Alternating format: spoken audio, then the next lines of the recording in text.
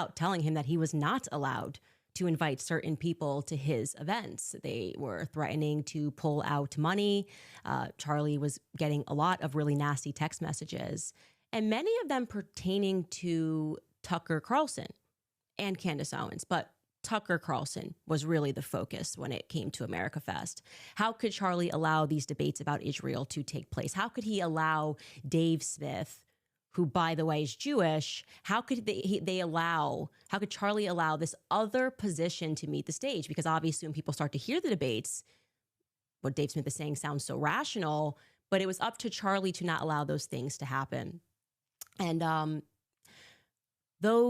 that amount of pressure towards the end, as you see that conversation he had with Megyn was just a month before he lost his life, really, I would say, reached a pinnacle of sorts on the matter of what Tucker Carlson actually said on that stage. Tucker Carlson, while he was on that stage at Turning Point, brought up Bill Ackman.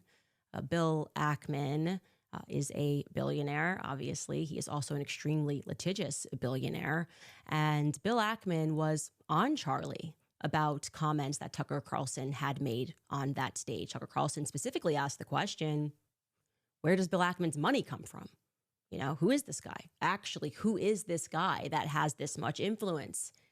And like I said, Bill Ackman was not happy about this. And so I would like to contextualize Bibi. Again, these are things Bibi brought up publicly, which he didn't have to. He didn't have to bring up the letter. He didn't have to bring up the phone call, but he chose to do this less than 24 hours after Charlie Kirk was shot. Personally, Bibi, I would have appreciated if you guys used all of your spyware, you've been spying on us for years, to maybe track down the killer. But I guess this is where you thought it was best to do a little propaganda for Israel would be better than us helping us track down the killer. But anyway, so Bibi Netanyahu and that phone call, what took place was a couple of weeks ago before Charlie lost his life. Charlie was in the Hamptons and he had more than one event, but he had essentially what was staged, an intervention was staged by Bill Ackman, because Charlie's rational thoughts about Israel were a no-no. This is not the route that you should be going on. And Charlie was surrounded by his friends, his quote unquote friends.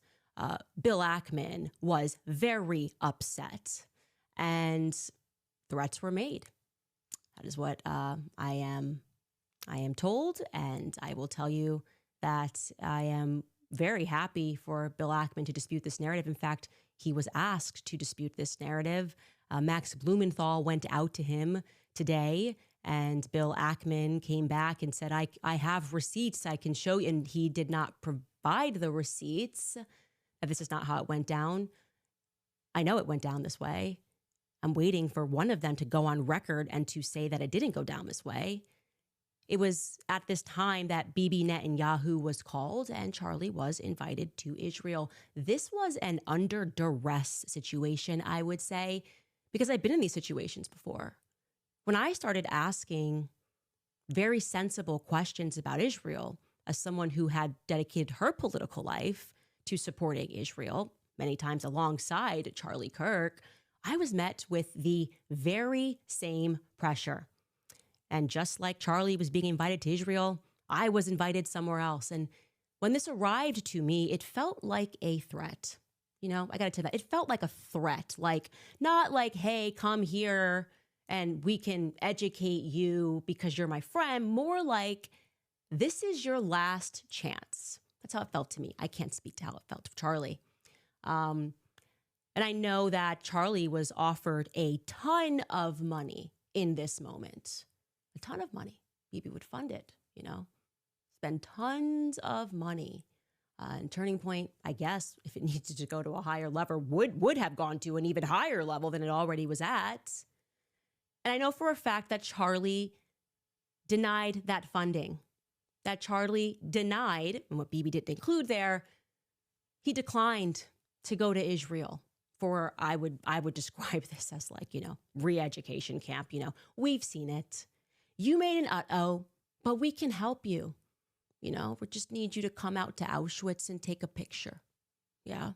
We just need you to come to the Holocaust Museum and take a photo. We just need you to go to Israel and we can make this better. Charlie said no to Bibi. Okay.